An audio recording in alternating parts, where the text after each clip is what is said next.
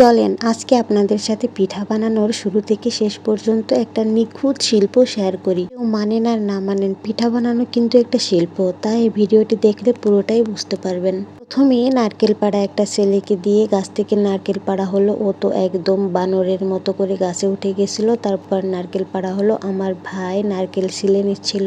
এই যে নারকেল ছোলাটা দেখছেন, এইটাও কিন্তু একটা শিল্প, দেখলেই বুঝতে পারবেন। প্রথমে কিন্তু কত সুন্দর করে খোসাটা ছাড়িয়ে নিতে হচ্ছে, এটা কিন্তু সবাই পারে না। তারপর খোসাটা ছাড়িয়ে নিয়ে মসৃণ ভাবে কিন্তু এইটা আবার পরিষ্কারও করতে হয়, না হলে আবার নারকেল কোরানোর সময় এর ভিতরে ওই ময়লাটা গিয়ে পড়ে, পিঠাটা তখন আর খাওয়ার উপযোগী থাকে না।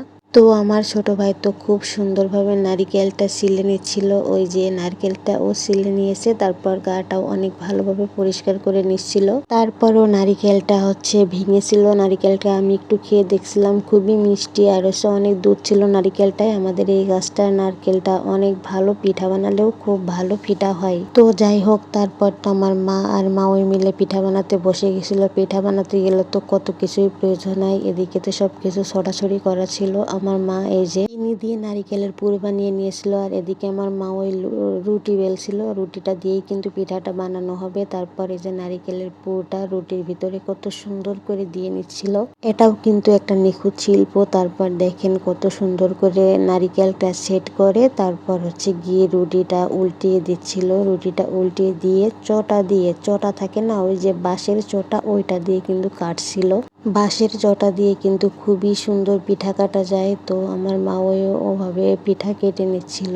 দেখেন এটাকে শিল্প না বলে কিভাবে পারবো। বাঁশের চটা দিয়ে কত সুন্দর করে পিঠাটা নিখুঁতভাবে কেটে নেওয়ার পর এটার মুখ ভালোভাবে মেরে দেওয়া হচ্ছিল, মানে যাতে পিঠার ভিতর থেকে পুর বেরিয়ে না যায়। তারপর এই যে পিঠাগুলো রাখা হচ্ছিল, আর এদিকে আমার মা পিঠাগুলো তেলে ভাজছিল। খুব বেশি তেল না, এরকম অল্প তেলে ভাজলেই কিন্তু হয়। পিঠাগুলো একটু সময় নিয়ে উল্টো পাল্টে ভাজতে হয়, তাহলেই খেতে মজা হয়। তারপর পিঠাগুলো তো অনেক সুন্দর করে ভেজে নিয়ে চালুনিতে উঠায় রাখছিল। ছিদ্রযুক্ত পাত্রে রাখলে কিন্তু পিঠাগুলো ঘেমে যায় না, খুবই ভালো হয়। তো এখানে রাখার পর আমি তো পিঠাগুলো খাচ্ছিলাম। পিঠাগুলো অনেক অনেক মজা হয়েছিল। তো পিঠা বানানোর শুরু থেকে তো শেষ পর্যন্ত দেখলেনি, এটাকে শিল্প না বলে কিভাবে থাকবেন বলেন। এটা সত্যি একটা নিখুঁত শিল্প। দেখেন পিঠাটার ভিতরে কেমন রসে টইটুম্বুর করছেন। এমনিতে আমাদের এই নারিকেলটায় দুধ বেশি, তাছাড়া একদম রসে টইটুম্বুর করছে পিঠাটার ভিতরেও। আমি তো অনেক মজা করে পিঠা খাচ্ছিলাম। আমরা এটাকে পাকন পিঠা বলে থাকি, আপনারা কি পিঠা বলে থাকেন অবশ্যই কমেন্টসে জানিয়ে যাবেন।